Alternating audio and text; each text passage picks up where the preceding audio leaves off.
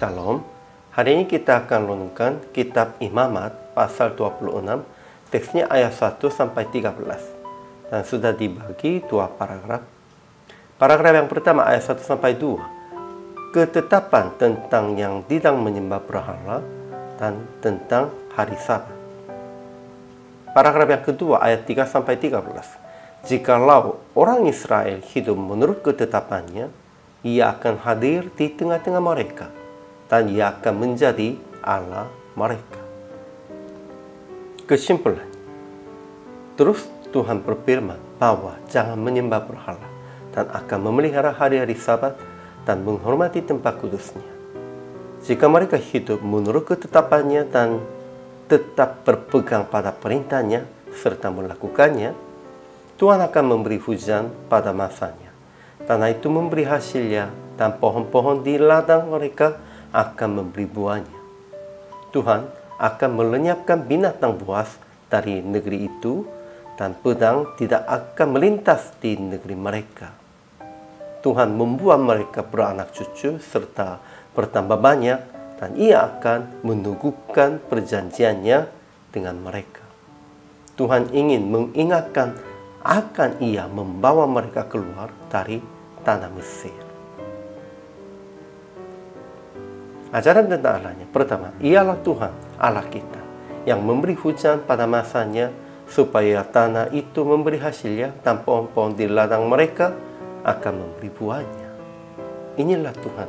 Tuhan melimpahkan kehidupan kita. Kedua, Tuhan akan memberi damai sejahtera di dalam negeri itu dan akan membuat orang Israel beranak cucu serta bertambah banyak, dan ia akan meneguhkan perjanjiannya dengan mereka. Dalam Tuhan, kita berjaga damai sejahtera dan kita bisa menjadi pemenang. Ketiga, ia akan menempatkan kemah sucinya di tengah-tengah mereka dan hatinya tidak akan muak melihat mereka. Tetapi ia akan hadir di tengah-tengah mereka yang ia membawa keluar dari tanah Mesir. Karena Tuhan mengasihi mereka, telah membawa keluar dari tanah Mesir, dan Tuhan tetap menempatkan mereka di tengah mereka, sehingga kita hanya menerima saja Tuhan dan hanya hidup dengan Tuhan. Ajaran tentang manusianya. Pertama, orang Israel tidak boleh membuat dan menyembah berhala. Mereka harus memelihara hari-hari Sabat dan menghormati tempat kudusnya. Kita hanya fokuskan kepada Tuhan saja. Kalau ada yang lebih menghargai, lebih mementingkan di luar Tuhan, inilah sudah menjadi berhala bagi kita. Kedua, mereka akan menegar musuhnya dan akan tewas di hadapan mereka oleh pedangnya.